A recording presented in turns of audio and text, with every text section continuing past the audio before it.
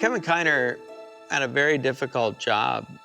He had to create new music to expand the symphony, the orchestration of Star Wars, which is some of the most famous music ever in cinema. He's created so many minutes of music. I don't know that he's gotten the credit that probably he deserves for how much he's really expanded the musical catalog of the Star Wars franchise.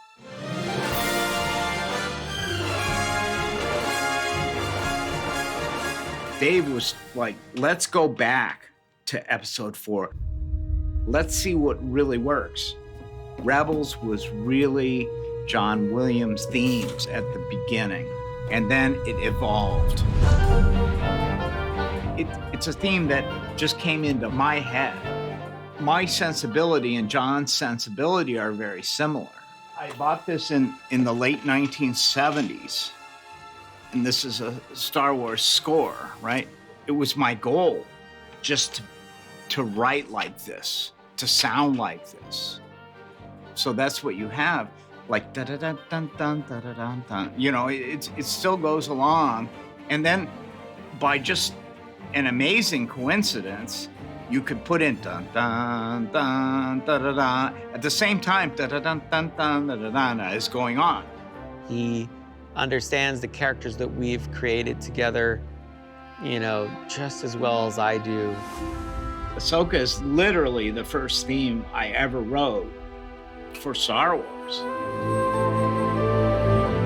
It's very personal. Whenever I see her, I mean, I know she's an animated character, but to me, she's real.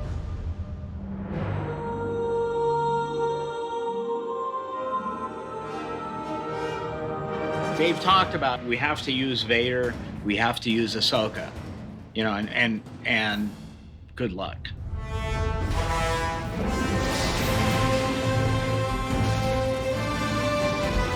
Hers is so airy and kind of wafting. Whereas Vader's, you know, dun, dun, dun, dun, you know. And so how do you make those things work together? People have told me over and over that everyone cries when she decides not to be a Jedi. Using the bass recorder and the lower kind of, you know, and the loneliness of it combined with what had just happened on screen, it just made for a really poignant moment.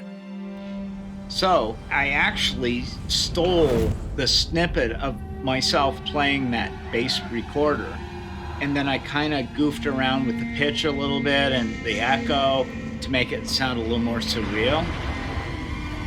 So that is the moment where it links back to Anakin. So as soon as she realizes it's Anakin, her theme comes in, played by the bass recorder.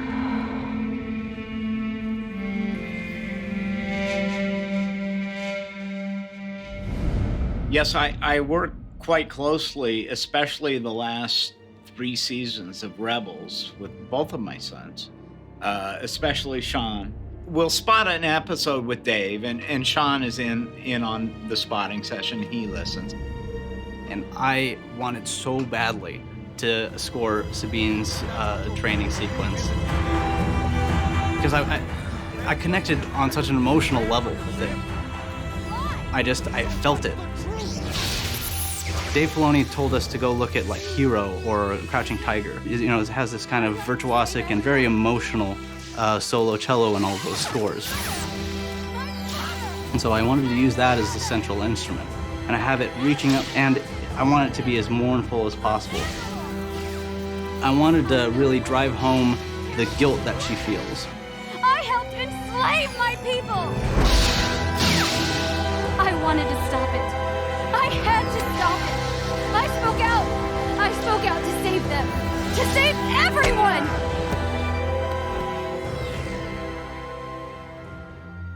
Everybody's bringing something to the process, and when you're working with talented composers like Kevin, it's just gonna get better and better.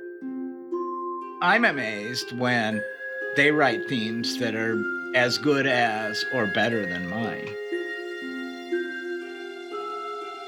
I think Thrawn was amazing. My son, Sean, came up with Thrawn's theme.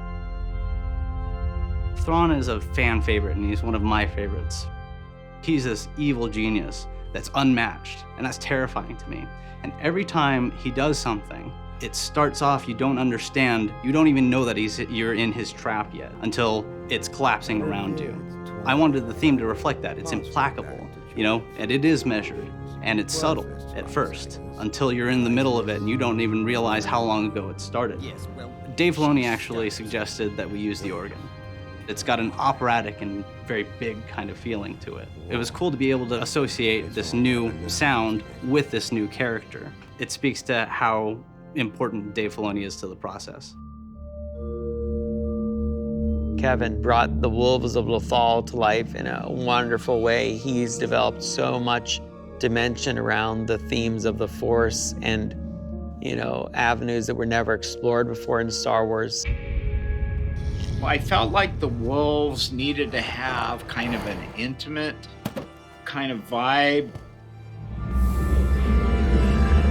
You know, they should have something different than we've ever heard in the series. And then just kind of make the strings kind of weird harmonically. Definitely not a Star Wars kind of thing, because it's his vision of these wolves is very different from anything we've seen so far, right? And I really wanted to set them apart. And I really feel like a lot of that is rooted in anime. I feel like I went that way a lot more with the wolves.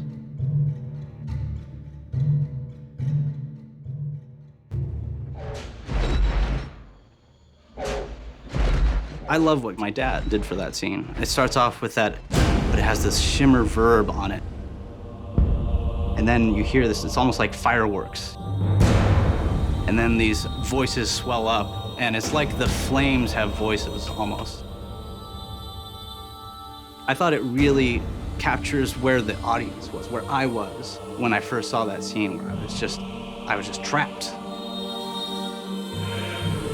And the female vocal does this kind of bend up as Hera's reaching out. And it's just heartbreaking because it's mirroring her scream that we don't hear. It matched the emotion of everything so perfectly.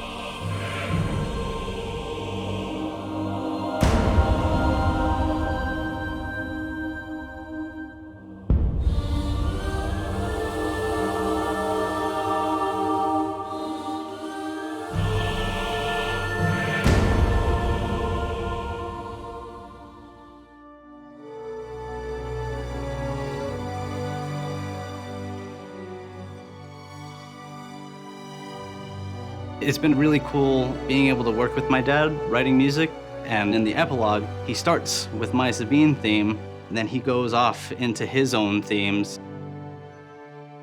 I thought there was a really nice symmetry. And when I first saw it, I'm like, oh, I got to put AHSOKA'S theme in there. And then Dave's like, no, it's got to be the Force theme. At that point, the Force is so important, and she is so much a part of the Force. We recorded that with the City of Prague Orchestra. Yeah, it was amazingly satisfying.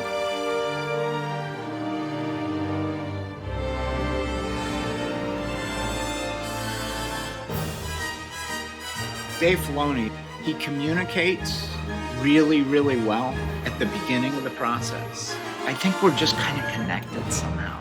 It's been the best experience of my life. I mean, who gets to write Star Wars? Pinch me.